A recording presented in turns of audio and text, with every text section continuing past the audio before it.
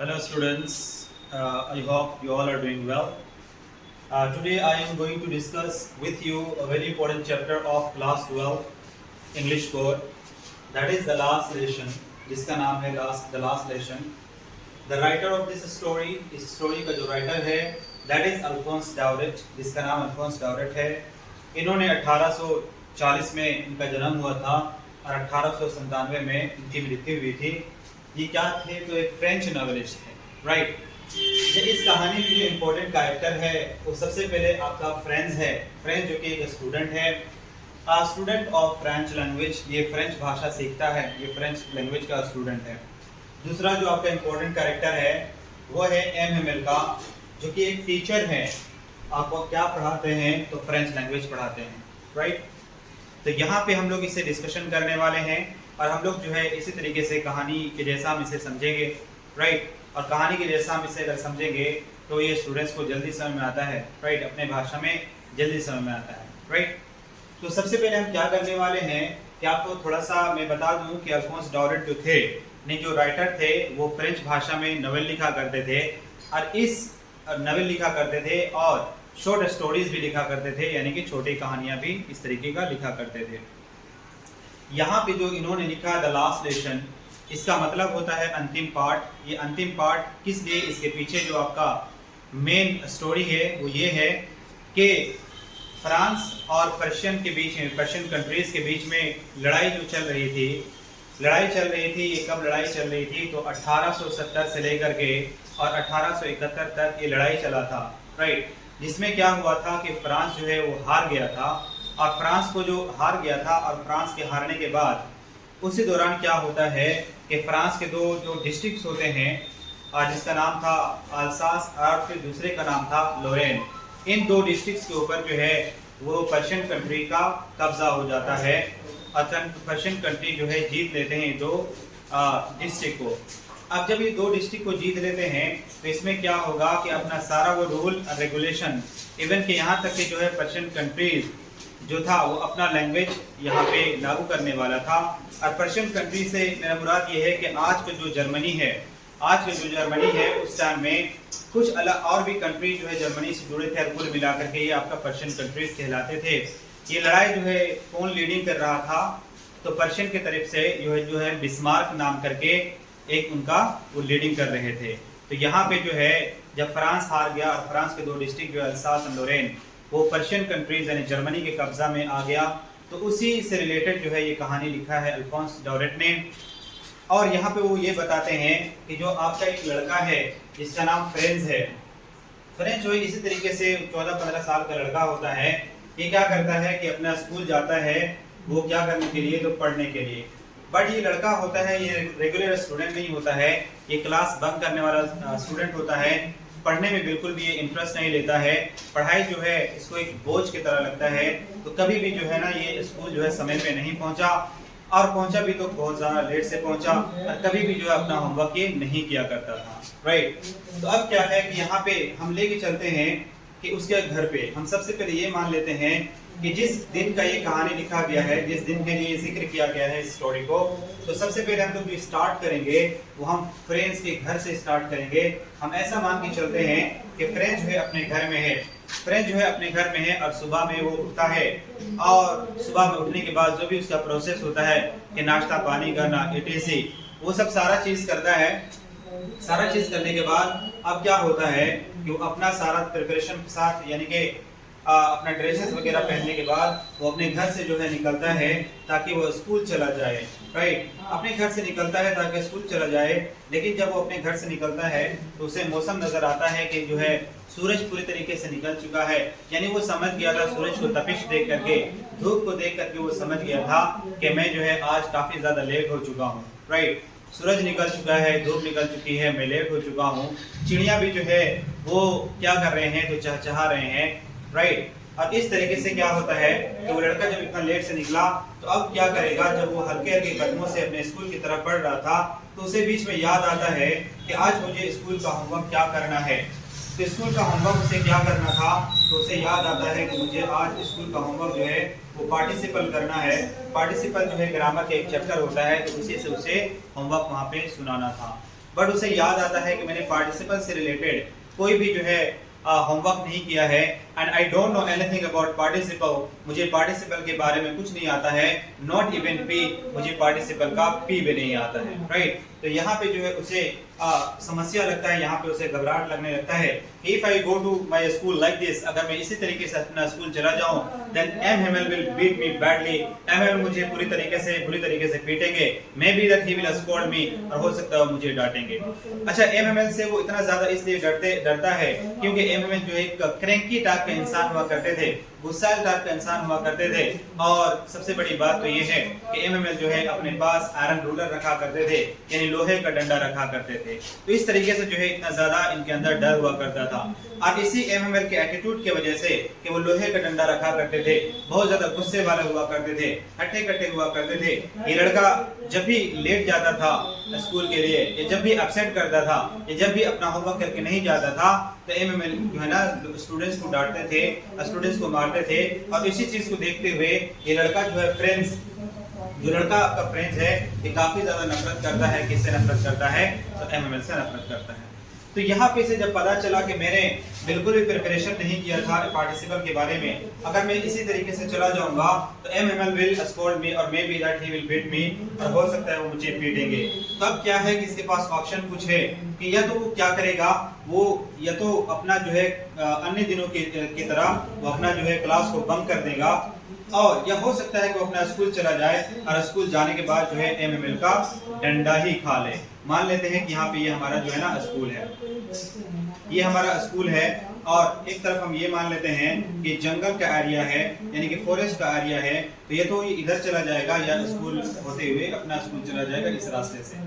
बीच में हमने जो जगह छोड़ी है, हम इसलिए छोड़े हैं क्योंकि यहाँ पे एक मूवमेंट हुआ करता था। मूवमेंट का मतलब होता है एक चौराया हुआ करता था, जहाँ पे जो है आपका बुलेटिन बोर्ड लगा हुआ होता था। बुलेटिन बोर्ड का मतलब होता है जहाँ पे समाचार बोर्ड, यानी समाचार जहाँ पे लिखे जाते थे। हो सकता है ऐसा, हालांकि स्टोरी में नहीं लिखा हुआ है, कि उन दिनों में, उस जमाने की बात है कि जो टेलीविजन नहीं आया होगा, या वहाँ पे टेलीविजन की फैसिलिटी नहीं होगी, और न्यूज़पेपर का फैसिलिटी नहीं होगा, और इसीलिए जो है यहाँ पे मूवमेंट जो है, यानी कि चौराहा जिसे हम लोग मोड़ कहते हैं, यहाँ पे एक बुलेटिन बोर्ड लगा हुआ था, एक बुलेटिन बोर्ड लगा हुआ करता था। और जैसा कि हम लोग को पता है कि जहाँ पे मोड़ होता है वहाँ पे कई सारे जो है छोटे मोटे दुकानें होते हैं, होटल्स वगैरह होते हैं। तो इस तरीके से वहाँ पे दुकानें होते हैं, और गांव में ऐसा होता है कि उस पॉइंट पे, उस जगह पे जो है सुबह सुबह गांव वाले पहुँचते हैं ताकि थोड़ा बातचीत कर सके, नाश्ता पानी कर सके, चाय पी सके। तो जो है मोड़ पे क्या होता है, बेसिकली गाँव में क्या होता है, लोग जो है अक्सर जमा होते हैं। तो अब ये लड़का क्या करता है, यहाँ पे जो कि वो पार्टिसिपल का याद आता है कि मुझे याद नहीं है। अब ये लड़का कहता नहीं, आज तो मुझे भागना ही पड़ेगा, अगर मैं इसी तरीके से बिना प्रिपरेशन के मैं स्कूल चला जाऊं तो मेरा जो है खैर नहीं है। तो लड़का क्या करता है, वो जंगल की तरफ जो है अपना कदम बढ़ा लेता है, और वो लड़का जो है जंगल की तरफ चल गया। जब वो लड़का जंगल की तरफ चल गया कि सारा दिन जो है ये लड़का बिताएगा जंगल की ओर, राइट, फॉरेस्ट में सारा दिन बिताएगा, और जब जो है स्कूल का टाइम होगा छुट्टी का, यानी जब 12 बजेगा तो क्या करेगा, स्कूल के पास करीब में पहुंच जाएगा। स्कूल के करीब में पहुंचने के बाद जो है स्कूल के स्टूडेंट्स के साथ ये लड़का क्या करेगा, अपने घर को चला जाएगा, और अन्य स्टूडेंट्स के साथ जो है इसको भी जो है घर में सारा चीज मिलेगा, दैट मींस जो भी होता है खाना पीना इसकी माँ इसके लिए तैयार रखेगी, राइट। अब क्या होता है, ये अन्य दिनों में जब ये भागा करता था या क्लास को बंक किया करता था, जंगल में क्या किया करता था, ये जंगल में जो है सार पे चला जाता था, या ये क्या किया करता था, जंगल में पेड़ पे चढ़ करके और चिड़ियों के अंडे निकाला करता था।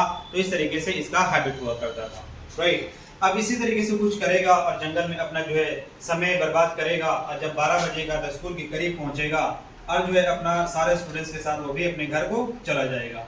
लेकिन जब वो जंगल में पहुंचता है, तो क्या देखता है कि एक जो है जंगल में एक 100 मिल है, 100 मिल का मतलब होता है लकड़ी चीरने का फैक्ट्री। इस 100 मिल के जो है करीब में, या 100 मिल को जो पीछे जो होता है एक बड़ा सा मैदान होता है, एक ग्राउंड होता है, राइट। तो यहाँ पे इसने क्या देखा, जब ये लड़का खड़ा था और खड़ा होकर के देखा यहाँ पे फील्ड में, तो यहाँ पे जो है ना कुछ लोग नजर आए ग्राउंड में इसको। ये कौन लोग थे, जब इसने ध्यान दिया तो उसके जो है यूनिफॉर्म पे लिखा हुआ था, या उसके कैप पे लिखा हुआ था जर्मन फोर्सेज। जब उसने देखा कि ये जर्मन फोर्सेज है, जब इसको ध्यान से देखने के बाद, नोटिस करने के बाद इसे पता चला कि जर्मन फोर्सेज हैं, यानी कि वही फोर्सेज हैं जिन्होंने हमारे देश के ऊपर जो है अटैक किया था, हमें हराया।